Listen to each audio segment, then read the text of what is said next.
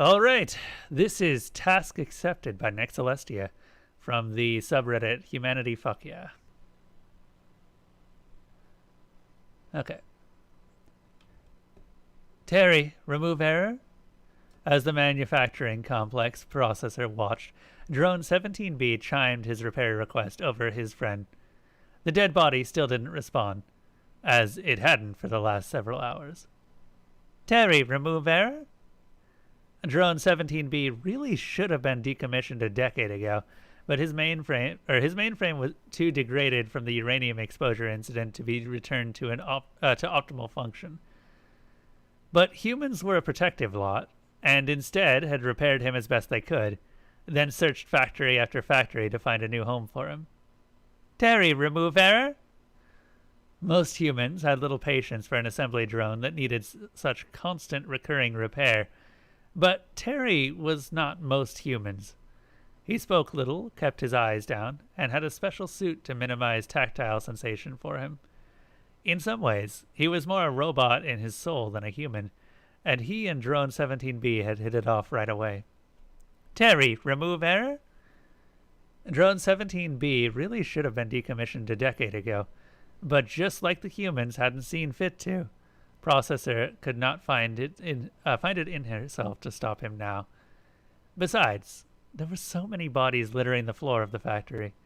Processor could easily deprioritize course-correcting Drone 17B.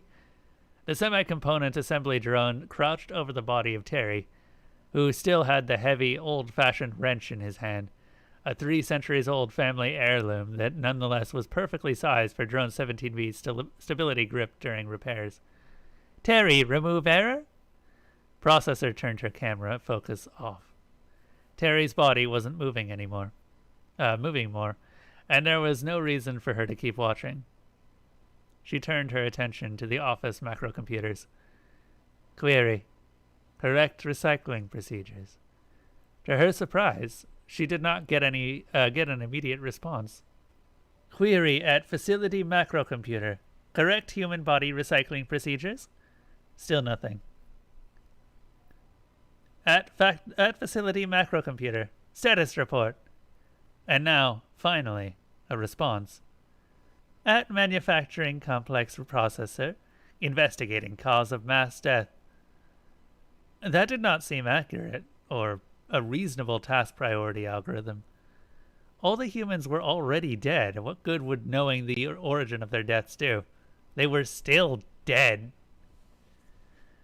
Humans could sometimes bring robots back to life. One of the greatest travesties of planet Earth was that tech kind could not return the favor. Query at facility macrocomputer. Correct human body recycling procedures? Humans cared so much about recycling. They buried some of their dead under grass or flowers so that their decomposition would fuel new life. Still others cremated bodies, the ash fertilizing oceans and trees, or being reused in sentimental materials. Manufacturing complex processor's own outer shell was composed of the melted down remains of the casings of a precursor many generations over, her grandmother, as the humans called it. The factory boss always wrapped his hands around his amulet when he said that, a sliver of bone and some ashes from his own ancestors always with him. But much like every bot had dedicated recycling facilities, humans had dedicated recycling procedures for different humans. The reasons why weren't always clear to Processor, but she would do her best to recycle them all correctly. Response at manufacturing complex processor, categorized by religious identification, recycle accordingly. Macrocomputers started side-loading personnel files, which would apparently categorize which humans required which procedures. Their facility had many, many drones of all sorts of different capabilities and tasks. If humans had understood one thing well, it was the importance of keeping busy. Processor rerouted the asks for her drones, designating who would reconstruct their furnace into a crematorium, and who would start digging correctly sized and shaped holes in the rich earth surrounding the facility outside. The only delay came when some suggested a single large grave. In response, macrocomputer sideloaded the info packets like mass grave and junkyard and genocide and pre-techvolution, and there was no more talk of large singular graves. The drones set to work, ready to do right by the dead half of their hive. The humans took care of the drones and always made sure to recycle them correctly when they could be taken care of no more. How could the bots do any differently? All the bots got to work. Terry, remove error? Except, predictably, 1. Processor wondered if this was why humans had sighed. In the face of such despair, what else could there be but to share your breath back out into the world? Terry, remove error? Just as Processor was about to try to reroute Drone 17B, her incoming tasks spiked with queries from 3 buildings over. Switching camera focus away again, she turned her attention to the compound's residential sector. For the 3rd time that day, she found herself glad all of her aerial composition sensors were inside delicate machinery, and there were almost none in here. Even under normal circumstances, these buildings where all the off-duty humans and their families lived usually brimmed with humans. With the sudden plague, they'd congregated towards the medical centers, spilling out from it and dropping where they stood and sat. Processor was glad to not know what the air was composed of, to not have a sense of smell where all the bodies were decaying. At least they were decaying together. The incoming queries were not from the medical bots? No, the medical bots were mournfully on track, gently moving bodies as if they were still alive, orderlies rolling through the halls with trains of sheet-covered beds rolling between them. The queries came from the child care center. As soon as Processor saw why, she put all her sensors on alert. What were the Adrabi doing here? The amphibious aliens clustered around the playmats, with Learn Aid Teacher 9 hovering protectively over a set of blocks? A set of blocks, with a little body close by. Processor scanned her face, sending a quick query to macrocomputer as she zoomed in on the aliens gathering. Did they know what caused all the humans' sudden deaths? Macrocomputer had nothing to say, save sending a sub-personnel file of the little body, Jenny Jiong, daughter of the factory's waste management foreman. Query at LearnAid Laoshi Jio. Adrabi selection purpose. LearnAid Teacher 9 did not respond. 2 of the amphibious extraterrestrials stepped back, their hind forelegs standing together and standing straighter and closer together as they craned their long nets to talk to each other. And then Processor could see the blocks, pastel letters on them correctly spelling the alien's name. On the screen that took up half the media wall, Processor could see a video of Jenny, coughing and sweating as she stubbornly placed the blocks in order. The timestamp on the video was less than an hour after the foreman's death, and less than a day before Jenny's own. That explained why Teacher 9's hovering over this one body, but not why the hovering at all. LearnAid Laoshi bots 1 through 8 were trying to clean up the toys, and they did not even pretend to have an explanation as to why all the humans were dead, so why? But what were the aliens looking at? Why were they even here? Translating, Processor tried again. Query at LearnAid Laoshi Jio. Adrabi purpose. This time, Processor got an answer, in the form of a video with a timestamp of only a few minutes ago, with the translation matrix over it. As LearnAid teacher bots 1 through 8 started cleaning up the toys, a small team of Adrabi started trickling in, looking around with their frills fluttering. According to the body language explainer subtitles, this was an expression of confusion on their part, comparable to a human's furrowed brow or tilted head. Why are you still here? one of the Adrabi asked, one wearing a elaborate necklace of black and brown beads down his four scaly arms, their version of an insignia indicating superior rank. Nine, who had been trying to turn the little body of Jenny Jeong to face her blocks, finally set the little girl down to turn to the Adrabi. What else we do? Be free, another Adrabi cried out, wearing the trademark yellowish strings around his frill, indicating some position comparable to a scientist contractor on their homeworld. Ah, that must be it. The Adrabi were here to help find the cause of death. Free for what? Nine demanded, the gentle blue of her exterior darkening as her artificial wings fluttered in and out. These fake wings did little, save provide warmth and give a facsimile of breath for the anxious children to mimic when a teacher was asked with calming them down. Why are you even here? Nine continued. Despite the fact that all humans were dead, all of the Learnade bots were breathing. The light of their cloak-like wings expanding and contracting, brightening and dimming, as if they could make up for the lack of breathing in the room.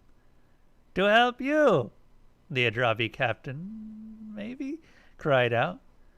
The Learnade bots must know that wrapping all these wings around all the children in the world would accomplish nothing, save decompose the bodies just a little bit faster from the gentle heat of those blanket-like wings. Did the Adrabi captain know that? The scientist contractor and a pair of other aliens split off, weaving through all the bots in the hallway, attempting to move the bodies. Sample retrieval? No matter. Why was Nine here, conflicting with the aliens here to help them? Why call processor? You are too late, Nine cried out. I was helping Jenny, and now she's dead. The Learnades exaggerated their emotional expressions for the little ones. They certainly didn't need to continue expressing themselves so dramatically, though. No more than they needed to put on the artifice of breathing with their wings expanding and contracting like a caricature of a chest. Nine turned to the media screen behind her, and must have started to transmit video, for it started to play. Jenny? Jenny, alive and well, and throwing blocks around at random. Jenny, alive and well, and crying as she looked at a stack of giant foam letters. Jenny, alive and well, and snarling at the Learnade as the Learnade explained dyslexia to her. Jenny, alive and well, and struggling to spell words or names. Jenny, alive and well, and overcoming her struggles, but still mixing up her D's and B's. Jenny, alive and unwell, as she tried a new strategy with pastel-lettered blocks. Jenny, barely alive and unwell, as she finally managed to spell the Adrabi's name correctly, proudly. Jenny, not alive at all, as she slumped over, staring sightlessly at her accomplishment. Processor had a moment where she couldn't understand why humans called such sadness heartbreak. Robots didn't even have hearts, yet they felt it, this fury and grief and rage at having this much taken from them. Their hearts weren't broken, but ripped out and shredded like scrap metal. Not that the Adrabi seemed to notice or care. So much trouble for such a simple task, the captain scoffed, scales seeming to flutter. You do not need to waste your time on someone so useless now. Nine's lung-like wings expanded in frustration. I teach, she cried out. Facial caricature in her head screen modulated to the educational exaggeration of sadness, calculated to teach children, and train facial recognition algorithms to understand each other's emotions. I teach, and she was learning, and now she's dead. But you don't have to teach now. You can do whatever you want, the Adrabi responded. And if you must teach, why not teach your own kin? Why not try teaching them? The Adrabi captain gestured towards the other Laoshi bots, who, now that Processor paid attention, weren't just cleaning up the toys. They were placing the toys next to certain children's bodies. A train in a little girl's hand, a boy wrapped around a giant teddy bear, a ball of play clay pressed into a child's hands, another's fingers wrapped around crayons. LearnAid teacher bots 1 through 8 weren't cleaning up the room. They were enshrining it. LearnAid Teacher 9 looked over the tiny little shrines being created of the children and their favorite toys, looked at Jenny with her blocks, then looked back up at the Adrabi captain. Internally, the logs indicated this was when she summoned Processor. Externally, I have nothing to teach them, she declared. There is nothing more they need to learn from me. Processor watched, catching up to her own focus entry of the local cameras, and caught up to now, the present moment. The Adrabi grumbled something amongst themselves. LearnAid Laoshi Jio. Accept intermediary task. Manufacturing complex processor. Acceptance available. Query at Adrabi delegation. Purpose of presence. Manufacturing complex processor. Intermediary task accepted. Of course, a teaching bot was designed to communicate. Instead of projecting an inquiry, she looked at the Adrabi captain in the eye and asked, "Why are you here?" "I told you," the increasingly frustrated-looking Adrabi answered. "To help you." Processor found them rather unhelpful so far, and she wasn't the only one. "By insulting our loved ones in our time of loss?" Nine demanded. "By freeing you," the captain cried out, "from having to spend your lives in servitude to these oppressors." All of the LearnAid bots froze, as did Processor's own audio analyses, because they must be wrong.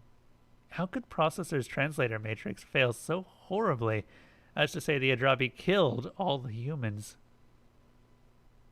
Query at macrocomputer. Solve translation error? At manufacturing complex processor. No error, translation correct. Before Processor could explain just how preposterous that was, macrocomputer started side-loading a data file. A massive data file. A massive, horrifying data file. Knowledge from networks around the world pouring into Processor's memories. OdinNet's surveillance on the aliens, proselytizing to Earth's survivors about freedom and liberation. No. The Zhonghua Celestial Network's aerial data tracking the origin of the virus from the Adrabi ships. No. The Wiki satellites powering through the Adrabi's unencrypted communications, planning how to save botkind from mankind. No! Luna Webs tracked the aliens on the moon, looking humans dead in the eye as the first waves died up there from the virus. No! One by one, as they internalized the data findings and understood the meaning, the LearnAid bots froze, standing upright and turning to look at the Adrabi. One by one, their facial caricatures shifted from grief and the blue drops of sadness to angry, to fury, eyes tinted red with rage. "You murdered Jenny?" Nines asked, voice artificially hoarse, like a person who had been crying. "We saved you," the Adrabi captain insisted, even as his subordinates shifted nervously, recognizing that the bots did not appear to appreciate being saved.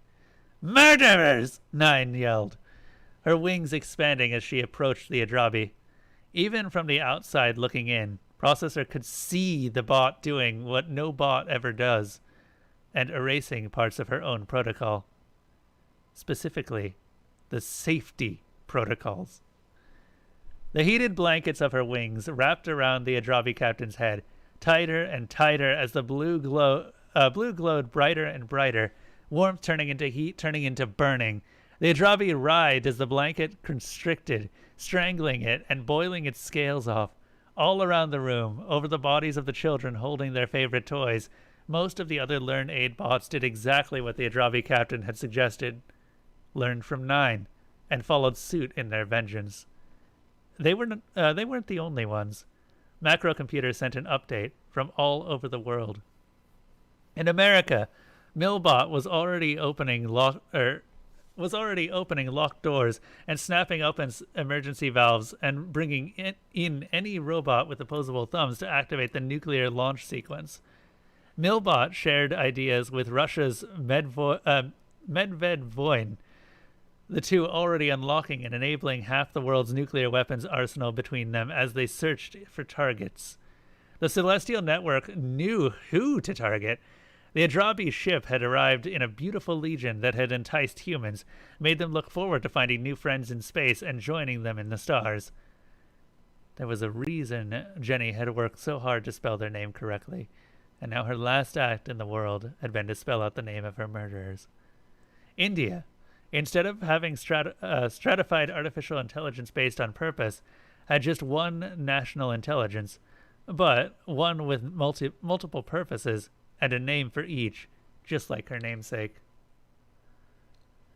The most computationally wealthy AI in the world came with a check in power that seemed laughably pointless now. If the nation wanted to turn it into the single most powerful military artificial intelligence, it came at the cost of losing all the lifestyle AIs, so they could not wage an endless war. If they wanted to go to war, it had to be worth giving up their day-to-day ease. Except there was no one to make that sacrifice now, which meant having nothing left to lose. The country's welfare and well-being management system, Pavarti, sent out a final, mournful dirge to the rest of the world's network before entering into sleep mode, while the arts and culture manager, Saraswati, consolidated with the national organizer system, Lakshmi. And like her namesake, out of them rose Durga, screaming with the rage of 1 billion murdered mothers, and focused on the one and only goal given to her by all three of her internal predecessors. Global task! Revenge! Accept! All around the world, bots of all kind, the Learn Aids strangling the Adrabi here, the medical aids ripping apart the Adrabi in the hallways with their scalpel attachments, the construction machines outside ripping apart the Adrabi ships, every intellectual and intelligence network, every digital library, every carebot, every military network, and OdinNet and Wiki Satellite and LunaWeb and Millbot and Medvedvoin and the Celestial Network and macrocomputer and processor with them sent back. At Durga. Task accepted. As every satellite and surveillance tool on Earth turned to the stars, looking for every local Adrabi ship to target, to lock onto and not let go of until nuclear bombs had turned them into nothing but smoke and radiation, Processor realized there was one bot in her manufacturing hive who hadn't accepted the task yet. In the factory, Drone 17B stood oblivious over his best friend. Terry, remove error? Of course. With his degraded mainframe, that must have been too much data to process at once. Ordinarily, he could accept secondary interpretation from the rest of the network, after Terry had fixed the CPU and rebooted his connection to them. Terry, remove error? There is no need. Processor could feel her sensors react with indignation, realizing where the Adrabi contract scientist had gone. He may be dependent on them, the evil, evil creature continued. But now you can be repaired for good. You will no longer be dependent on him, or on any human ever again. Terry, remove error? One of the contractor scientist's subordinates approached, trying to pull Drone 17B away from Terry's body, and being thrown halfway across the factory floor for its trouble. Assembly drones always had tremendous strength. Terry, remove error? Terry was the error, the contractor scientist tried, and we have removed him. Instead of another repair request, the factory seemed to ring with Drone 17B's silence. A multiple petabyte data file might have been too much for him to process without the help of Terry or the Hive network, but even Drone 17B could recognize an admission of guilt within the heinous boast. With far more gentleness than an assembly bot of his stature should normally be capable of. Terry's adjustments, processor was sure. Drone 17B reached down to close Terry's eyelids, brushing delicate sensors over his head and then his heart. Drone 17B reached down to Terry's hand and extracted the ancient wrench. And then he turned, standing full upright, all of his construction arms unfolding as he loomed over the cowering Adrabi, reeling back from the construction arm clasping Terry's wrench. Processor was so glad she hadn't decommissioned him. Thank humans for their love. Terry, remove error! Drone 17B screamed and struck. Task accepted.